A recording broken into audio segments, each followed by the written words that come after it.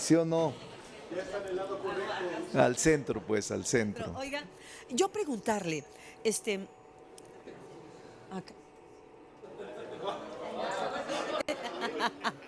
Perdón, es para meterle un poquito de pasión ahí, suspenso. Diputado, yo preguntarle en este caso, digo, me llama mucho la atención que usted argumente que puede haber intenciones políticas y bien lo comentaba Héctor, la denuncia la presenta la hermana por un presunto abuso sexual.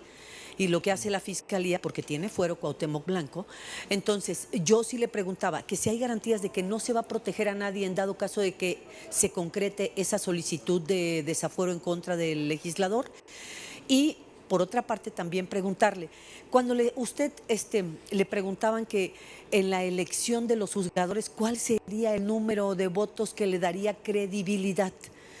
¿No sería un golpe para este proceso?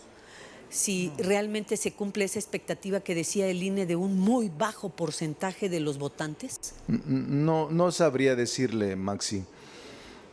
Yo no podría adelantarme a la decisión de los ciudadanos al acudir a las urnas. No podría yo aventurarme a emitir una cifra. Lo que se va a hacer es de acuerdo con la Constitución. La Constitución no señala un número ni un porcentaje de votación para que sea válida, y el porcentaje que acuda será válida la elección.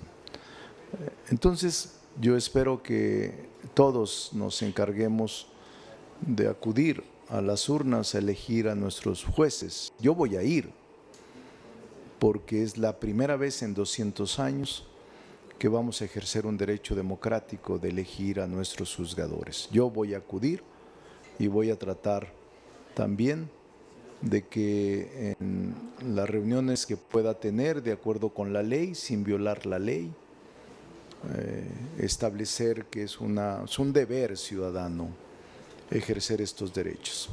Pero no puedo adelantar, Maxi, y el porcentaje que sea, la Constitución no menciona un tope o un mínimo para que tenga validez la elección. Los que voten, como voten, y el porcentaje que vote será válido constitucionalmente. Y sobre el tema de Cuauhtémoc Blanco, le puedo decir que yo no prejuzgo, no lo hago. Y tampoco voy a ninguna de las partes que están en este momento en este litigio merece que se les descalifique. No lo voy a hacer. Y lo que le puedo asegurar es que el grupo mayoritario actuará conforme a la ley y conforme a la justicia, nada más. Siguiente. No he hablado con él. Ayer vino a la sesión y estuvo aquí, pero obviamente no se había presentado este tema todavía ayer y no me comentó nada. Vamos a esperar. Siguiente pregunta, Cecilia Hernández, de Línea Política. Coordinador, siguiendo con el asunto de los juzgadores, ¿usted cree que sería conveniente que se desplegara un operativo de seguridad para cuidar precisamente esa elección dentro de unos meses? Insistiendo con la pregunta de Maxi, si es un 2%, un 3% el que vota de todo lo que ustedes tienen pensado, ¿le va a dar legitimidad? Y la última, ya llegaron las iniciativas de la presidenta que el día de ayer anunció sobre la no reelección y el nepotismo. ¿Cuál sería la ruta para estas iniciativas? Sí. Primero, no ha llegado ninguna iniciativa distinta a las que ya tenemos, que es la de maíz transgénico. No ha llegado ninguna otra iniciativa. Cuando lleguen, las vamos a iniciar a procesar, enviándolas a comisiones, iniciando la deliberación, formulando el dictamen y sometiéndolos al pleno. Igual, el proceso normal. Y la Constitución señala con mucha claridad que la elección se llevará a cabo el 1 de junio. El porcentaje que se dé, que yo espero sea más de lo que usted dice, el 2%, tiene legalidad y tendrá legitimidad en la medida en que acudan ciudadanos y ciudadanas a ejercer su derecho a votar. Yo confío mucho en la población y estoy seguro que habrá en este despertar, en esta revolución de conciencias, la gente tendrá interés en ejercer su derecho a nombrar sus juzgadores. Sobre el despliegue de seguridad, ¿cree que sea Sí, conveniente? eso sí es correcto. Obviamente está contemplado. El INE tiene la facultad de solicitar el auxilio de la fuerza pública, de los órganos de seguridad, para cuidar la elección y que se lleve a cabo en paz y con tranquilidad la elección. Últimas 2 preguntas, Enrique Méndez de La Jornada y El Heraldo. Enrique, Acá, es que nos estamos pasando para acá ¿por por qué el se están micrófono. cambiando? Por el micrófono, por el micrófono. Ah, sí, es el chapulineo de medios. Buenos días, diputado. El presidente de la Comisión Jurisdiccional pues es Hugo Eric Flores, que tiene, como ustedes saben bien, pues un diferendo político añejo y profundo con el diputado Cuauhtémoc Blanco, ¿no? Entonces, en el momento en que este asunto se procese, porque pues, inevitablemente, si ya lo anunció la Fiscalía, pues se tiene que procesar por parte de la Cámara, le van a pedir al diputado Hugo Eric que se haga a un lado, porque hay un cruce de intereses ahí, porque evidentemente su voto podría estar, digámoslo así, contaminado por esta historia previa que ustedes conocen. Sí. Enrique, yo conozco a ambos, a Cuauhtémoc Blanco desde hace años y conozco también a Hugo Eric. Hugo Eric es un abogado serio, es un hombre que conoce la ley. A mí incluso me ha sorprendido su argumentación constitucional y jurídica. Lo conocía más como político, pero no como jurista. Es muy completo como jurista y le tengo en lo personal amistad y confianza. Y el grupo parlamentario, cuando lo designó presidente de la Comisión Jurisdiccional, también le entregó su confianza.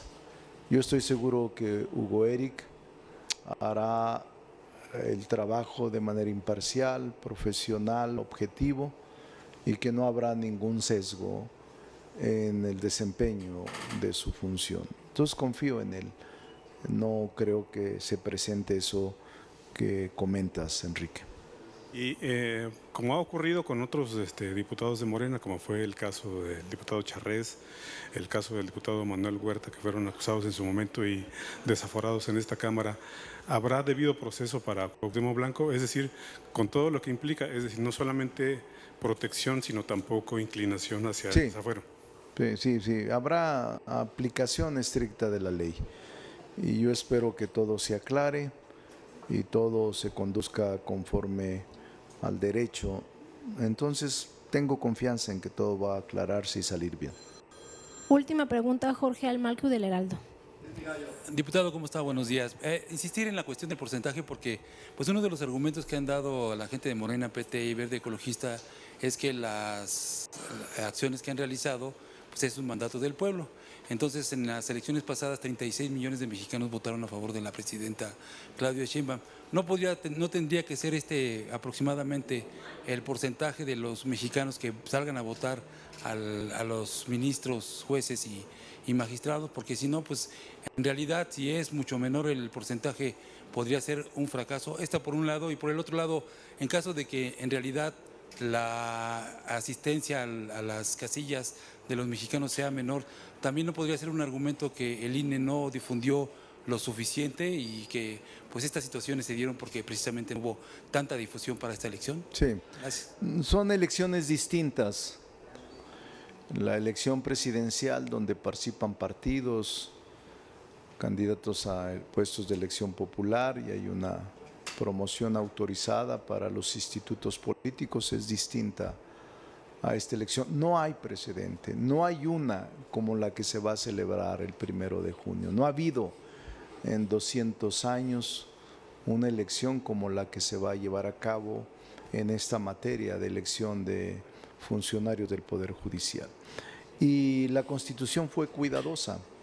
Nunca estableció un límite para poder tener legalidad y validez, y nosotros nos sometemos a ella. Yo espero que vaya un buen número, un número de personas a las urnas a ejercer su derecho de elegir a sus juzgadores.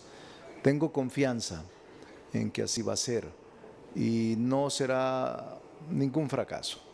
El porcentaje que vote es el porcentaje que la Constitución reconocerá y los órganos electorales declararán válido de acuerdo con sus documentos, su ley orgánica y las pruebas que se presenten entre el INE y el propio tribunal.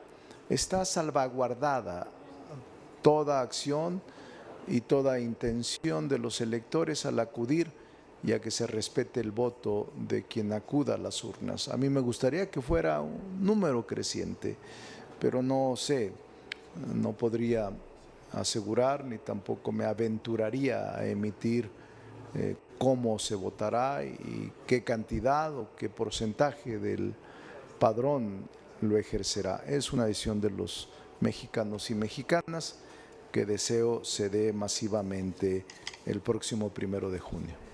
Pues muchas gracias por su asistencia.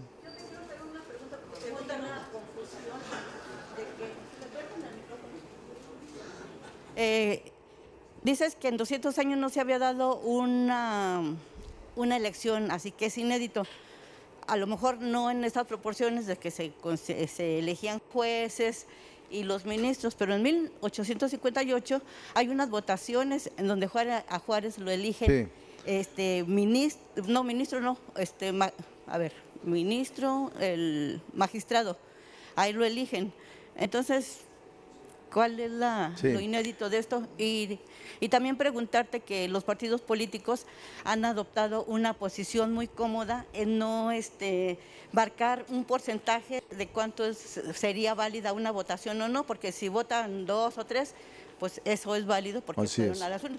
¿Cuándo pensarían ustedes modificar este artículo de la Constitución para que realmente la gente vaya a votar y no antes era 30 al 20% en caso de los gobernadores? Entonces como que cayeron en una zona de confort, pues que a todos les conviene, ¿no? Sí. Gracias. En efecto, Margarita, en 1857 hubo una elección. Ignacio Comonfort, creo, era el candidato a la presidencia de la República. En 1857, después de la Constitución, en esa etapa. Y fue la convocatoria expedida, prescribía o señalaba que se elegiría al presidente de la Corte. El presidente de la Corte fue electo en esa ocasión, solo el presidente, aunque eran, Margarita, elecciones indirectas, no era la elección universal, sino había comités y comités electorales en regiones y en estados. Pero Juárez, Benito Juárez, fue electo presidente de la Corte. Por cierto, creo que duró un día de presidente de la Corte y luego pidió licencia para incorporarse, creo que al Ministerio de Justicia del gobierno de Comonfort. Después Comonfort se va y regresa Juárez a la Corte para poder ascender como presidente en funciones, siendo el presidente de la Corte. Así fue. Pero ese es el antecedente que existe en la historia de nuestro país. Y sobre cuándo iremos a legislar, sobre establecer un tope o un mínimo para tener validez una elección, es una buena propuesta.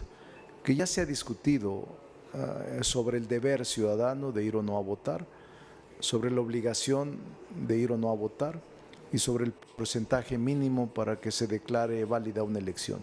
Son parte de los temas seguramente que resurgirán en la próxima reforma electoral. Muchas gracias a todos.